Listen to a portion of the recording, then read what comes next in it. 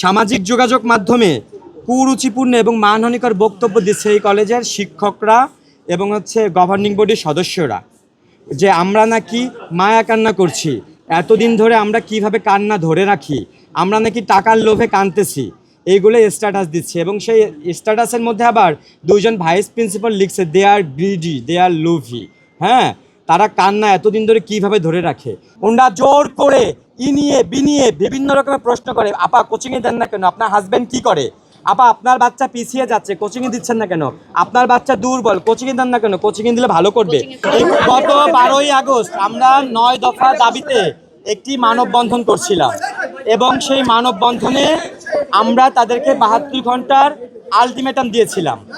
সেই আলটিমেটামে তারা এখন পর্যন্ত আমাদের কোনো জবাব দেয়নি।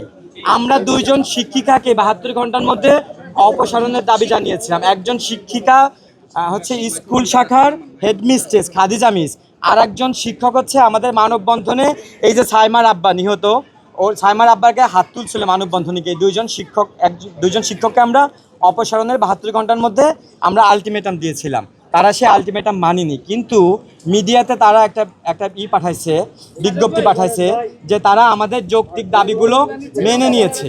হ্যাঁ, তারা আমাদের যৌক্তিক দাবিগুলো মেনে নিয়েছে।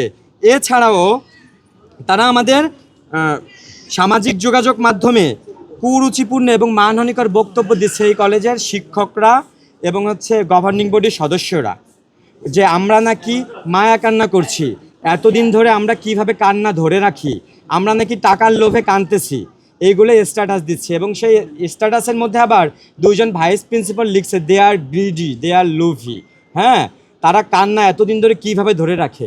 ভাই, এখনো 1 মাসও হয় নাই, এখনও আমরা সুস্থই হয় না, আমাদের বাড়িতে কোনো খাওয়া দাওয়া রান্নাবান্নাই এখনও হয় না, তার মধ্যে বলতেছে আমাদের কান্না আমরা এতদিন কিভাবে ধরে রাখি।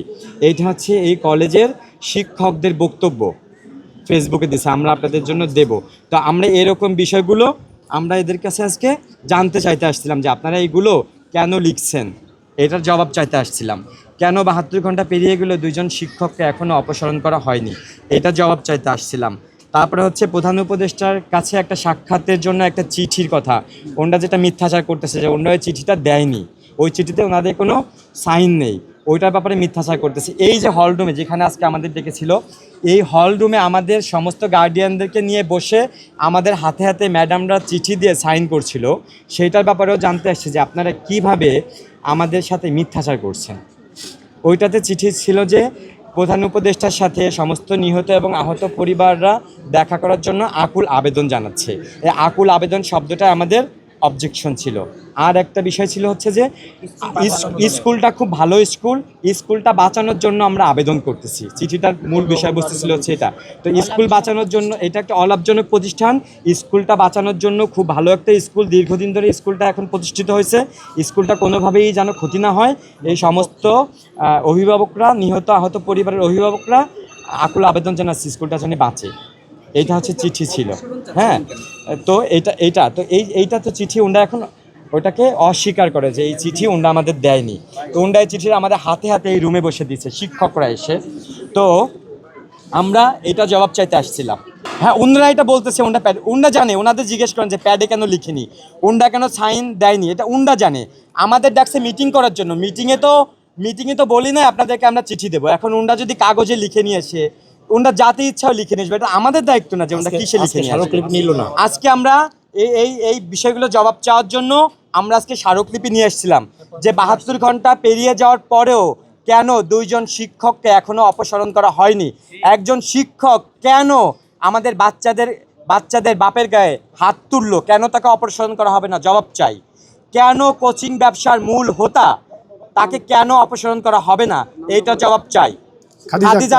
খাদিজা মিস স্কুল শাখার হেডমিস্ট্রেস খাদিজা মিস, আমার বাচ্চারা কেন মারা গেছে জানেন ভাই? এই কোচিং আমরা আমাদের সব গার্ডিয়ান দেখেছি যে আমরা কেউ কোচিংয়ে দেব না। ওনারা জোর করে ইনিয়ে বিনিয়ে বিভিন্ন রকমের প্রশ্ন করে, আপা কোচিংয়ে দেন না কেন, আপনার হাজব্যান্ড কি করে, আপা আপনার বাচ্চা পিছিয়ে যাচ্ছে কোচিংয়ে দিচ্ছেন না কেন, আপনার বাচ্চা দুর্বল কোচিংয়ে দেন না কেন, কোচিংয়ে দিলে ভালো করবে। এবং কোচিংয়ে দেওয়ার জন্য ওনারা আর একটা মিথ্যাচার করছে, আমরা ওইটারও জবাব চাই। কোচিংয়ে বলছে যে আমরা নাকি অ্যাপ্লিকেশন দিয়ে কোচিং করাই, আপনাদের মিডিয়াতে বলছে যে আমরা নাকি দরখাস্ত দেই, দরখাস্ত ওনাদের কাছে আছে। হ্যাঁ, দরখাস্ত আছে, এটা সত্যি কথা, কিন্তু ওই দরখাস্তটা ওনারা লিখে বাচ্চাদের দিয়ে গার্ডিয়ানদের কাছে পাঠায়, গার্ডিয়ানদের কাছে বলে যে প্যারেন্টসের সাইন নিয়ে এসো, উনরা লিখে আমাদের কাছে পাঠায়।